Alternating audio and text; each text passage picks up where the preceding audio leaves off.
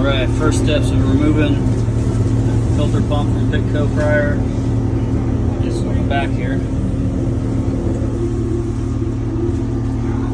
This middle prior. You're going to remove this so that you can easily get to that. If you don't move that, it's really hard to get that off. And then you remove this, because this is connected to the pump and this is connected to the pump. After you remove those two things, make sure all the wiring is loose. You move to the front of the machine, and that's where I'll show you how to remove the pins that are holding the pump in place. Alright, now you can see, with this out of the way, you can easily get to that bolt right there for that hose. And now you can actually swing it. Quite a bit of lock thread in that. And that's going to be very difficult to get off. But to make it a little easier, you just heat that up just a little bit. Be careful not to melt your wires.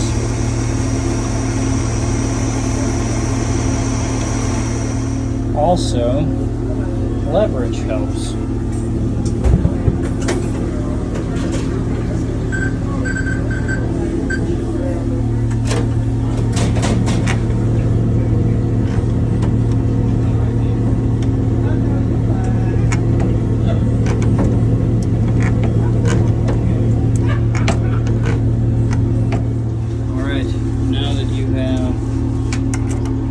That pipe disconnected. This is your autofill line. Disconnected, which is straight from your pump for your return line. You can now go to the front. Make sure that the power is disconnected, all the power wiring, and the filter return line needs to come off, which I'll show you. Here at the front, you got to remove the pan out of your way, and this pan cover is also got to come out. It's normally shoved up way up under here so that you don't get all that crap falling down on the top. After you get all that out of the way, you got to come under here. Normally there's a bracket right here. These two things pull out, and that whole assembly drops down. I can take that off with just a crescent wrench first, and it'll all drop down.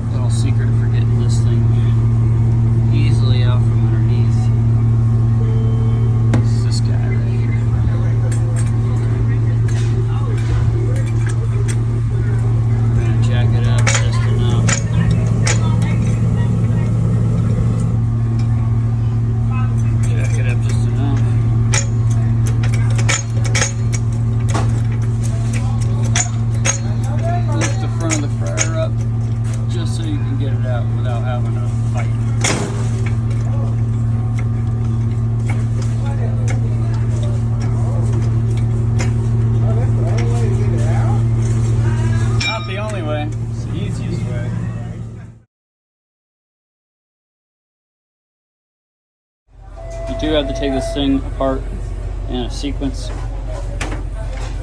You gotta take this off first. 2 bolts right here. Take this pin out. There's a little carter pin that goes right in here. Pull that out. This whole thing will come off. You gotta unscrew the 2 screws on the bottom right here. You gotta unthread this pipe. You gotta take out the screws right here. Take that piece off.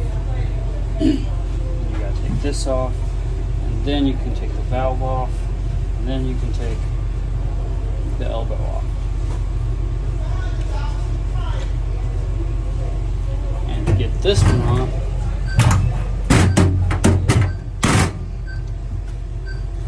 you actually have to take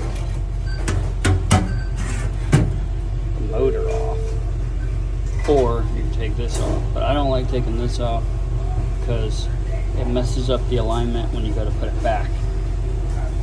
If you leave this onto the elbow, and these right here where it is, it'll line back up a lot easier when you go to put it back. If you take that off, you gotta then figure out how to tighten that while all of this is underneath the fryer. And that's not a lot of fun. And that is why we replace both